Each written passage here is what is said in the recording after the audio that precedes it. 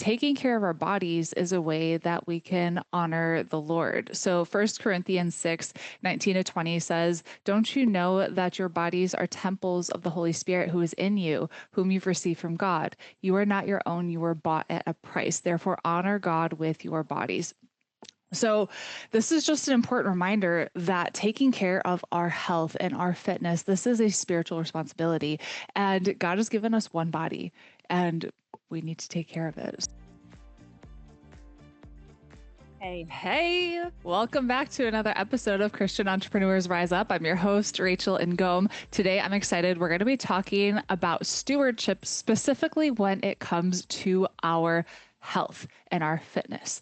And this is a very important topic because as entrepreneurs, we need to be on our A game. We need to have full energy. We need to be able to handle demands and have the mental capacity to be able to deal with those things.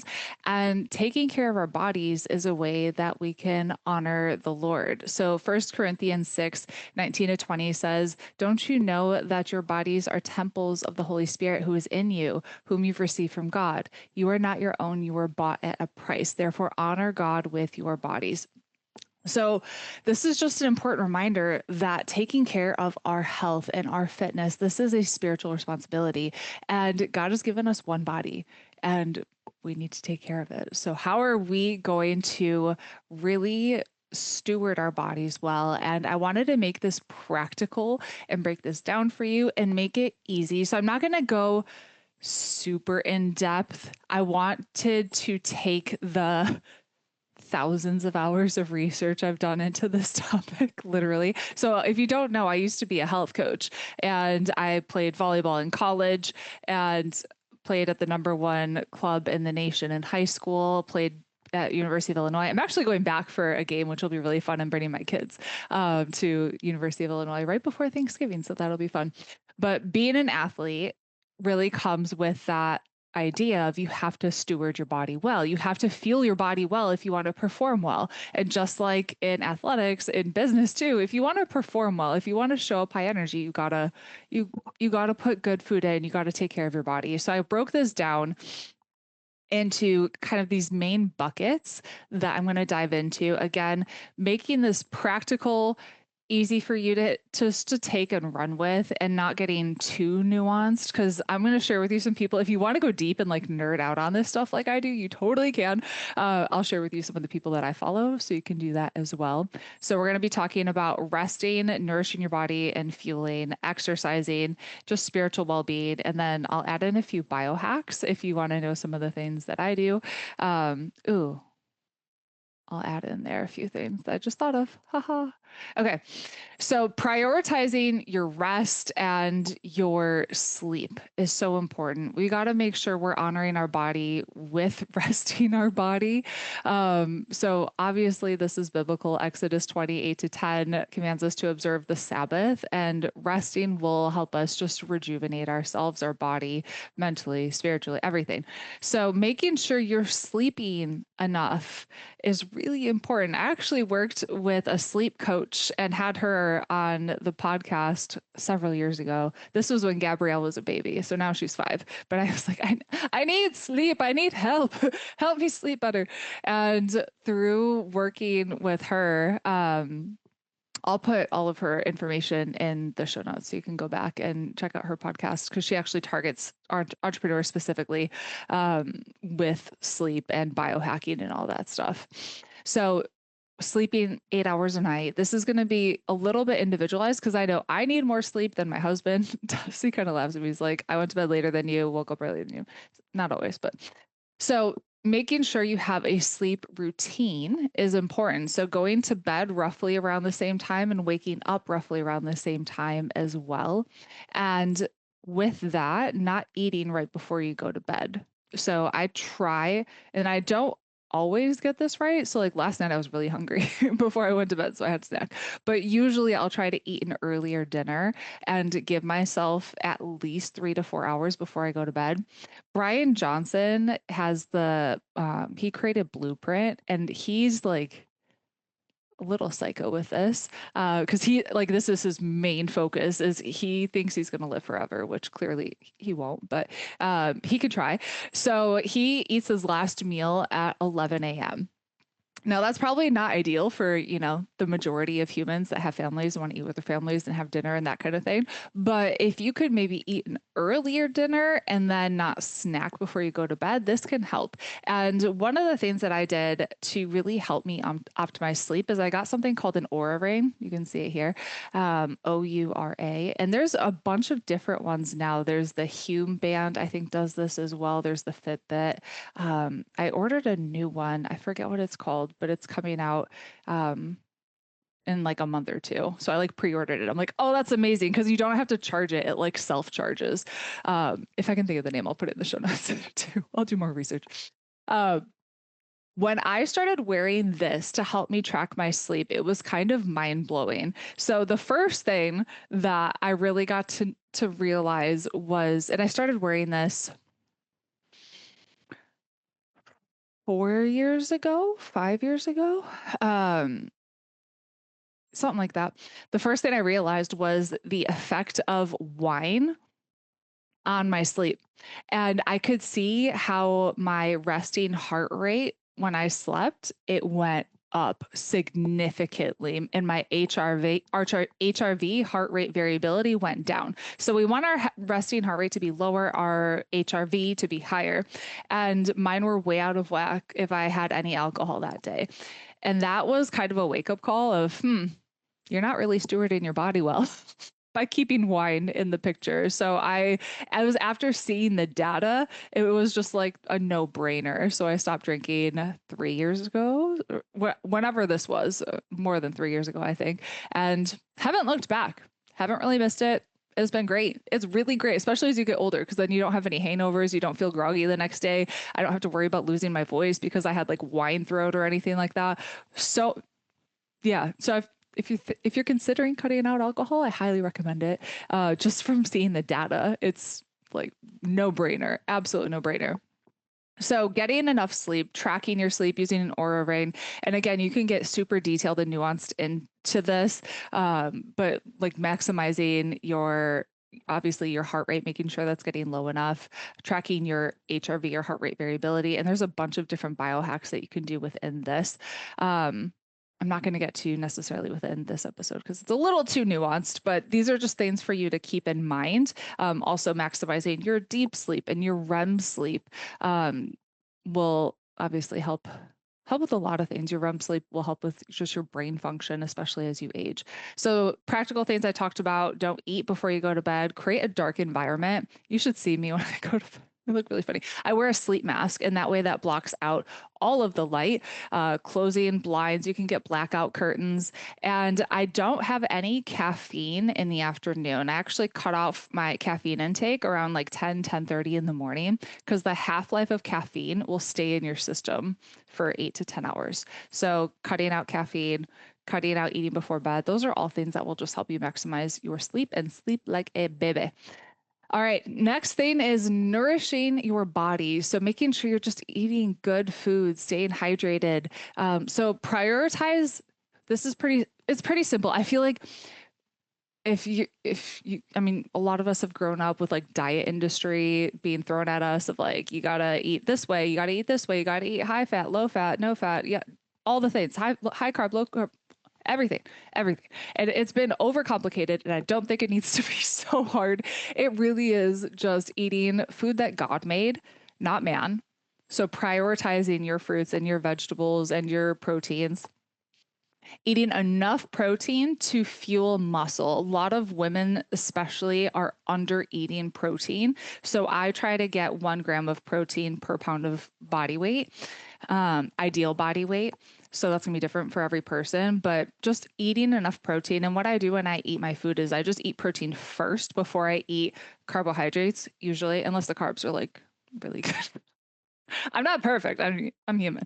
And that helps me make sure I'm getting enough protein for my body. You can track these things if you want to for a season, but you don't have to become like military about it. So you can use something like MyFitnessPal to track these things. But again, know yourself, know what works for you. Everyone is different. This is so individual based off of your body and what works for you. I know my husband eats mostly vegan now, which is kind of funny because when we met and when we first got married, I was eating vegan and he was the big meat eater. And now it's completely swapped. And I realized my body does terrible on vegan and I do much better keeping animal protein in my diet. But he's doing really well for years now. So it's just, again, this is individual. You have to figure out what works for you. Drinking enough water. So you'll see me all the time. I have water with me.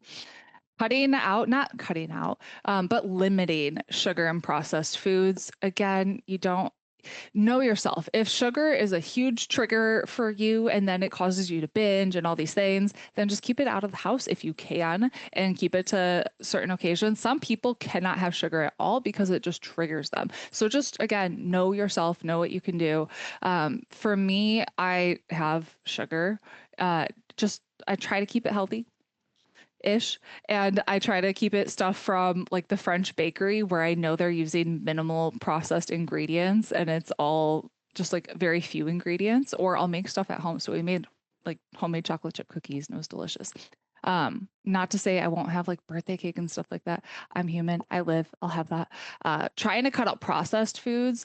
One of the biggest things you can do is just stop drinking sugar. So if you're drinking juice, soda, anything like that, just cut out like dumb calories really like you don't need it. Your body doesn't need it. Cutting out processed foods. Again, just focus on what God made, not man. Cutting out alcohol. And the biggest thing that I have realized over, being in this industry for a very long time is calories matter, not necessarily the diet plan. So it doesn't matter necessarily if you're vegan or keto or carnivore or whatever plan you're following. Calories are ultimately the most important thing. So I find eating higher protein helps me keep my calories in check. So I'm not overeating. But again, know yourself. Okay, exercise. Okay, let me start with this. You cannot out exercise a bad diet. And I think this has been ingrained into us too of like, oh my gosh, I want that cookie, so I'm going to go for a run. You really can't.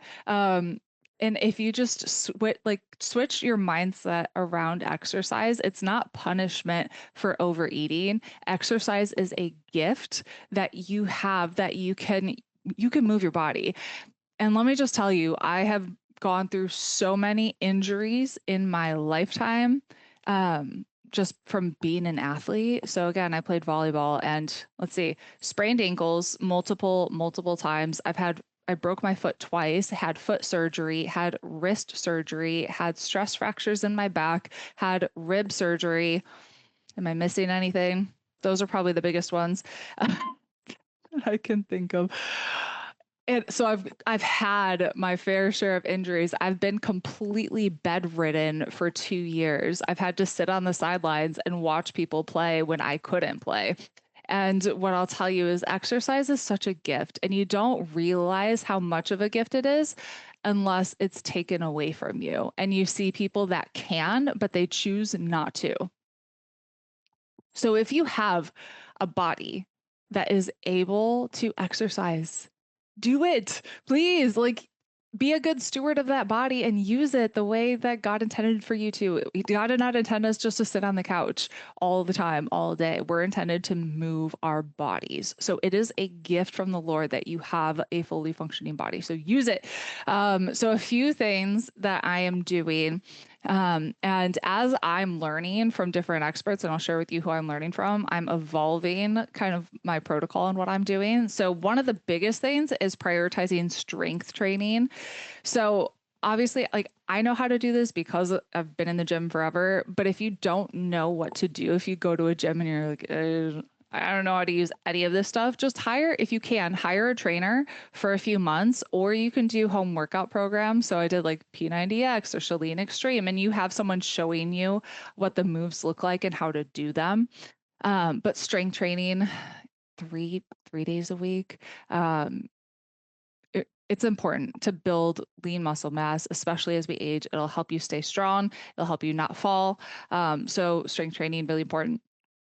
Heart healthy cardio. So this is something I'm getting better because I was so focused on just strength training, and I kind of neglected doing cardio because my heart rate has always been low from being an athlete, and my HRV has always been really high.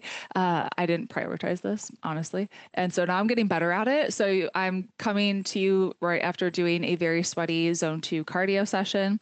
Thank you, Peter Attea, for the inspiration. So that's one of the experts I would recommend following is Dr. Peter Attea, Attai, I believe. I'll put his information in the show notes. He talks a lot about doing zone 2 cardio, which essentially is you doing whatever you want. This could be riding a bike. It could be jogging, although I don't run unless someone's chasing me. So for me, it's riding a bike or a Stairmaster.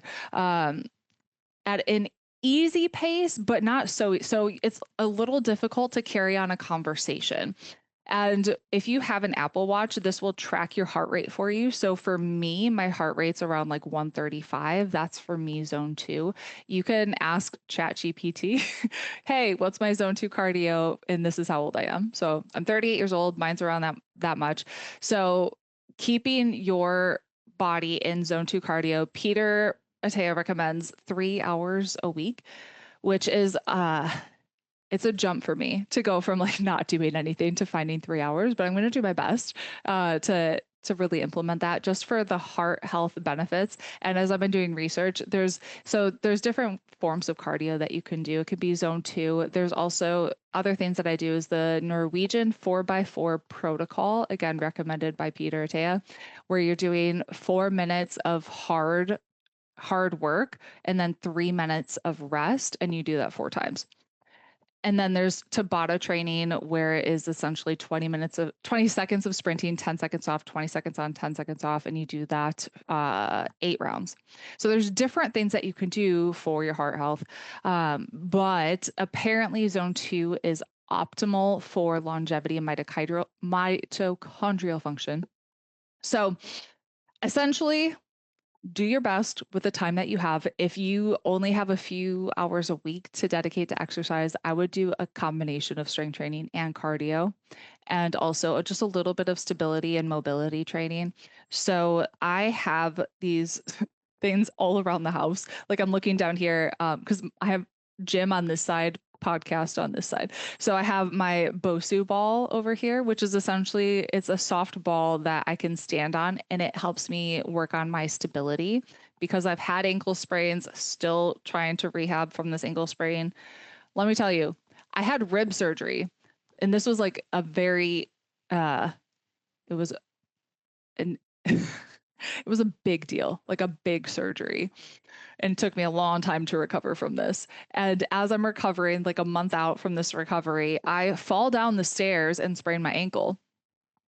It's great. And what I didn't realize, my surgeon was like, oh yeah, most people, I think it's like 80% of people that had the surgery that I had fall within a couple months. I'm like, you could have told me that. It like changes your center of gravity.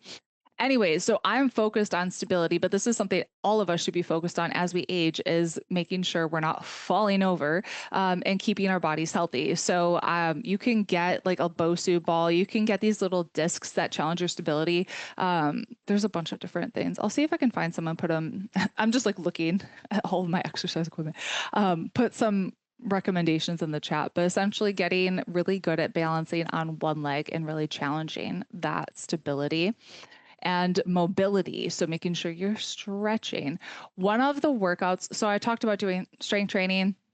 Another app that I like for strength training, just side note, is the We Rise app. I'm trying to remember the name of the girl who created Sonata. It's Kim Kardashian's trainer, if that helps. But the app is called We Rise, and she is in excellent shape. I like the app. Let me tell you what I did. So every time I find a program there's something missing because nothing is going to be customized to you like exactly with what you want. And so I was working with ChatGPT and I said, create a program for me that is using Peter Attea's longevity protocol that incorporates strength training 3 times a week, zone 2 cardio, plus knee over toe guys. What's his name? Patrick something. Knee over toes guys exercises, plus stability and ankle mobility training, and also doesn't do too much upper body for my left shoulder, which is a little sore right now. And ChatGPT created this amazing custom workout program, 12-week progressive program for me. So that's something that you could do of like, hey, these are my goals. This is what I want to create. Take this, whatever it is. And ChatGPT put this awesome custom program together for me. You can do the same for you. I was like, this is mind blowing. This is so cool. Obviously, your mental health and your spiritual well-being is important. So engaging in prayer, like daily, we pray every day, reading the Bible, making sure you're in community of people that can pray with you, that you can talk to about things that are on your heart is really important.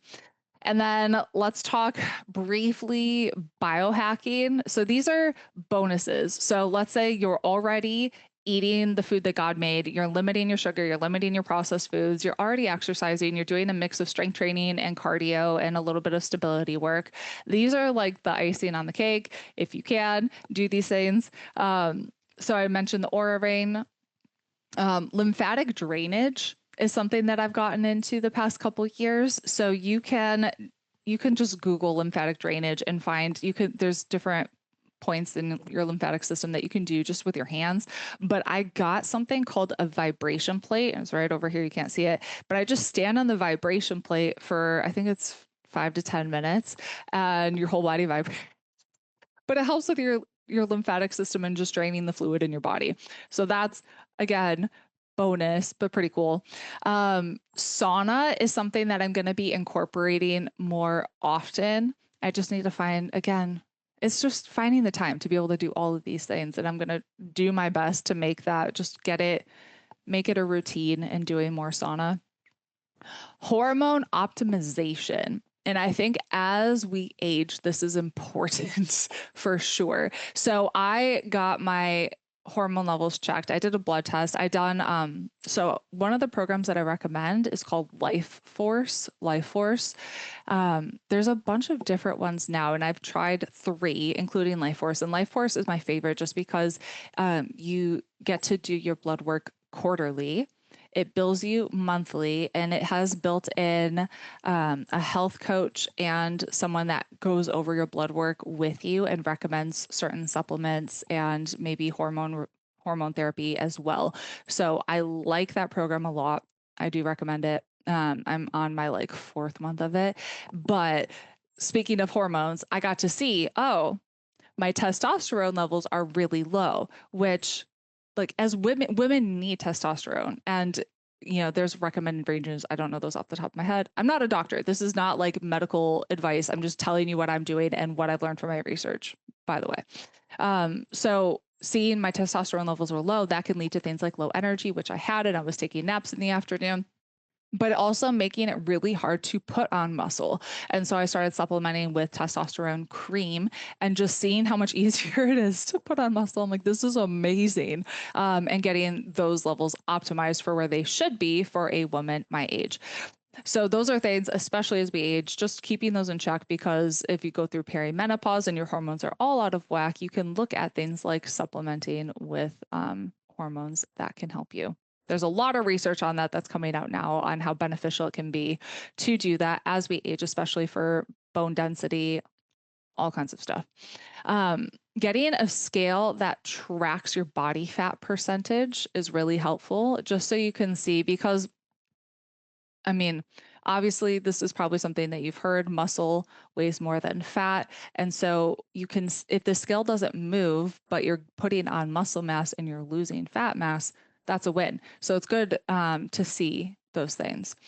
Peptides is also another thing that you can play with and that you can get through Life Force. And there's a bunch of different ones. And you can do your own research on that. This is more of newer things that are coming out in biohacking and health space, but there's peptides that you can do for oh my gosh, for everything, for helping with your hormones, for helping with your hunger and fullness levels like GLP-1s, for pain, if you're having any pain in your body for like joint care and mobility. So those are just bonus things. But to keep things like cheap and simple, just eat food God made. If you can, have it be organic, but if not, it's okay. And exercise more. Just move your body and try to put on muscle mass, just to keep things as basic, as simple as possible. So again, as an entrepreneur, you have a lot of things on your plate and deadlines and all the things, leadership and just the busyness of running a business. Just remember that taking care of your health needs to be a priority, because if this body does not work, the business won't be there if you don't take care of yourself. So it's really, really, really important that this becomes priority. This is a part of your purpose. So add it to your calendar, get a workout buddy, find accountability, whatever it takes, so you can just be a good steward of your health. So today I just want you just to reflect on the things that I mentioned, and then think about, okay, what are some things that maybe I can incorporate? And you do not need to do everything. And understanding human behavior, I think a lot of times we set ourselves up to fail because we try to do everything and then we get overwhelmed and then we do nothing. So I want you just to pick maybe 2 things from what I mentioned today and start slowly. So maybe if you've gone from you're not doing any exercise to just doing a 10-minute walk every day, just to set the bar low and hit it. And then as you feel better, do more and do more and do more. So don't have to do everything that I said. Come back to this. So after the 10 minutes becomes completely normal, then you can come back and listen to this episode and be like, what else did she recommend? What other things can I incorporate? So just start habit stacking of, all right, I got this habit down. This is pretty normal. I'm eating breakfast with high protein instead of a donut. Like, this is getting good. Then you can add on from there. So again, you don't have to do everything. Just pick a few things. And we get to be good stewards of our body and the thing that God has entrusted us with. So I hope you found this helpful. Thank you so much, by the way, for leaving a review, for commenting on our videos on YouTube, for commenting on Instagram. I just want to share one of the reviews that really meant a lot to me. So if you haven't yet left a review, please do that. I read them. And they mean a lot. So thank you. Yolanda said, this show as sent from God, episode 552, inspired me so much because God has big callings for so many women, and the area of finances can open doors. My heart is for missions, and I'm always looking for ways to fund that lifestyle. Thank you, Rachel, for being vulnerable and sharing.